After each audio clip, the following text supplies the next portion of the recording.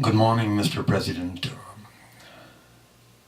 I apologize that I'm not going to introduce myself for the reason that this is a public forum, and I want to maintain whatever bit of privacy I can. And I'm sure if you want to know who I am, where I am, I know it's not much of a problem for you to find out. So I'll pass my introduction. Today is 21st December, Friday. Last Friday, we have the elementary school tragedy. Is a small word, actually. I have been thinking how to respond to the call that you have made in your press conference and in your the speech that you gave on the vigil. You have asked all of us to come together to find meaningful action. And then you have also asked all of us to change on some deeper level as a whole. The call that you have made is a tall order. It requires a genuine, honest and creative thinking. Like I believe it was Einstein who said that you cannot solve the problem from the same level from where you created it, which means we have to be at other level of to solve this problem.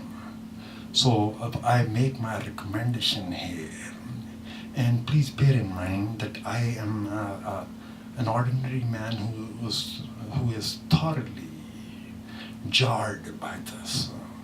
And the whole week I've been thinking of how to put my words in the best way, and I have decided eventually that whether I'll do my best, and I will let you pick up the gist of it, because you are a very wise person. You have the insight. I trust you on that.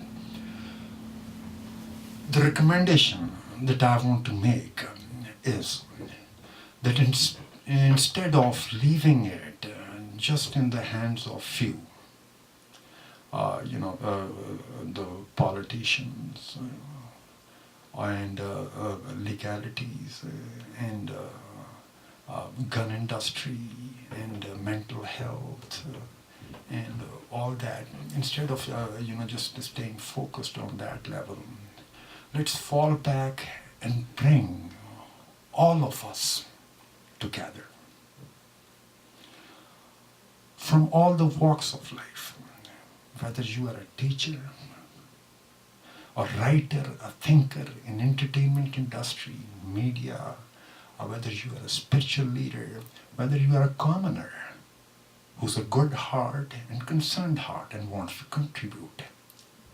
So I'm asking you to create a platform, an open platform, where all of us can come together and think together. That story, four blind men trying to figure out how the elephant looks. This problem is a beast. All of us are looking at just a part of it. Everybody has a perspective. Bring all the perspectives in, not just left or right or Republican or Democrat, everybody in between and out there. Bring all perspective. And then let's put all the pieces together and see if a picture emerges. That is just to understand the problem. If we diagnose it right, only then we can genuinely solve it. And then that body will, of course, will generate solutions also. And let the good solutions come out from that pool. Is it technologically possible to have an open body where everybody is welcome to join in, open to all. I know, shallow people like myself will also come in and make noise, but there can be a mechanism, all of us know that, in IT especially, that mechanisms can be in place to filter out the sense of the things that makes most sense, the highest sense. And I ask you to make this open platform. You push for it. And you push the open code community to create this platform. Let it be an open code. And the reason why I say that is that in open code, we, all of us, can see what algorithms are in place that are processing the information, and we can correct. Everybody can see them, and they're open out there and see the justice in it, so that there is no manipulation. It's an honest, open forum for all to come in. I asked Mark Zuckerberg also from Facebook. He has a great experience in maintaining such forum. But Mark is too deep into commercialism. I hope an honest input from his team will come, and all the social medias can come in, but the eventual code should be open. If this problem has shown us anything, it is that all of us are stakeholders. All of us. Whether we realize it or not, each one of us is a stakeholder now. It's not just gun industry, it's not mental health, it's not just politicians. All of us. As far as my 2 cents are concerned, it has to be a long-term effort from this point on. At least 15 years of deploying efforts, monitoring the progress and all that. The children that are of a younger age today, 4 or 5 years old, who cannot comprehend what has happened.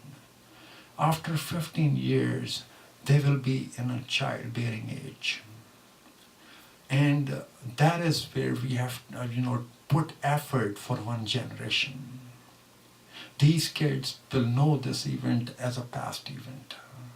They have not experienced, thank God, the wretchedness of it. I fear that like what we have done with climate, the carbon dioxide emissions and greenhouse effect, and what entails in it now and what is possible in coming future, the harm.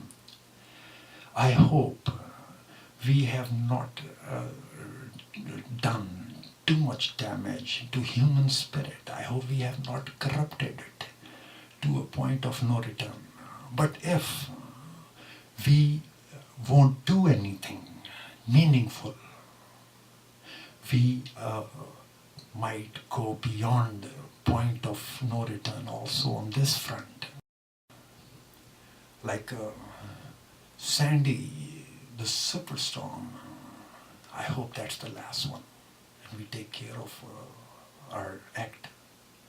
I hope the Sandy Hook tragedy is the last one, and we spring into action, long term, honest and open, and bring all the humanity together actually.